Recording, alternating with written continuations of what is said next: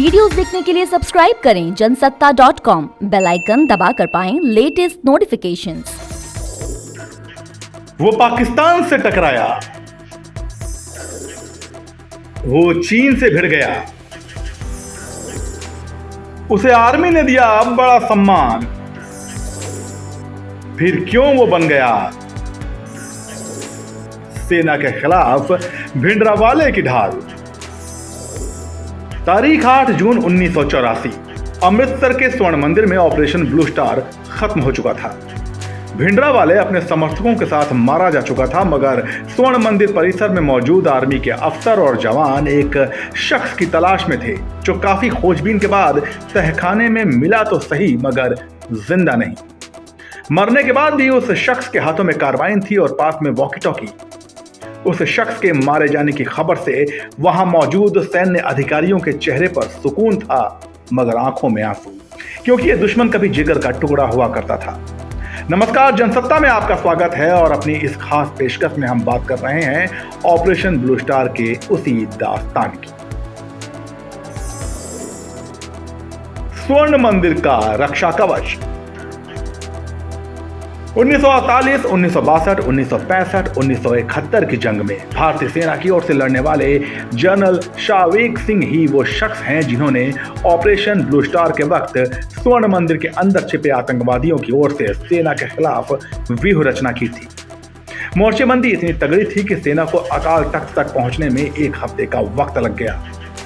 Operation का हिस्सा रहे और बाद में भारत के सेनाध्यक्ष बने जनरल वीके सिंह ने अपनी आत्मकथा करेज एंड कन्विक्शन में लिखा है कि मेजर जनरल शाहवेग सिंह की देखरेख में स्वर्ण मंदिर की रक्षा योजना तैयार की गई।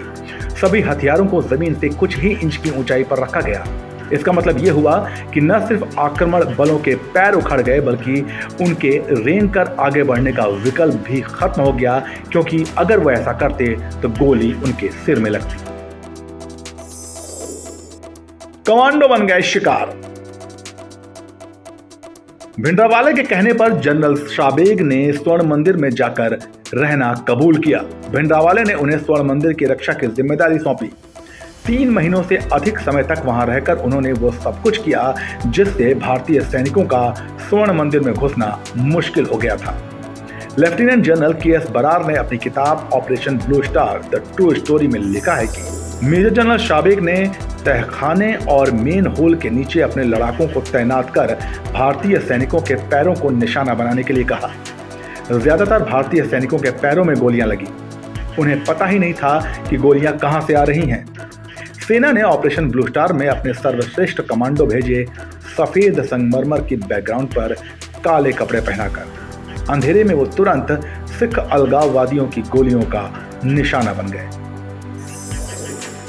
सैन्य रणनीतिकारों की अनदेखी। हमले से पहले जनरल बरार ने सादे कपड़ों में स्वर्ण मंदिर के अंदर जाकर हालात का जायजा लिया।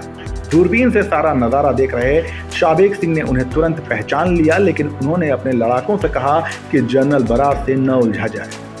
वरिष्ठ पत्रकार शेखर गुप्ता ने इंडियन एक्सप्रेस के 4 जून 2014 के अंक में द ऑडेसिटी ऑफ इनकॉम्पिटेंस में लिखा है, भारतीय जनरलों ने इस बात की अनदेखी कर दी कि उनका मुकाबला अनाड़ियों से नहीं बल्कि ऐसे लोगों से है जिनका नेतृत्व उन जैसा ही शख्स कर रहा है, और वो शख्स अगर उनसे बेहतर नहीं है तो उनके बराबर जरूर है।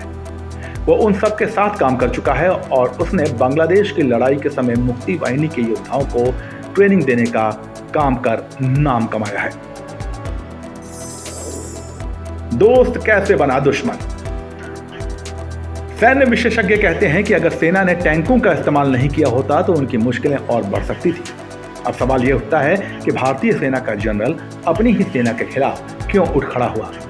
सैन्य दस्तावेजों के मुताबिक रिटायरमेंट से 1 दिन पहले ही अनुशासनहीनता और कुछ अन्य आरोप लगाकर जनरल शाहवेग का बर्खास्त कर दिया गया था, जिसके बाद वो जनरल भिंडरावाले की शरण में चला गया।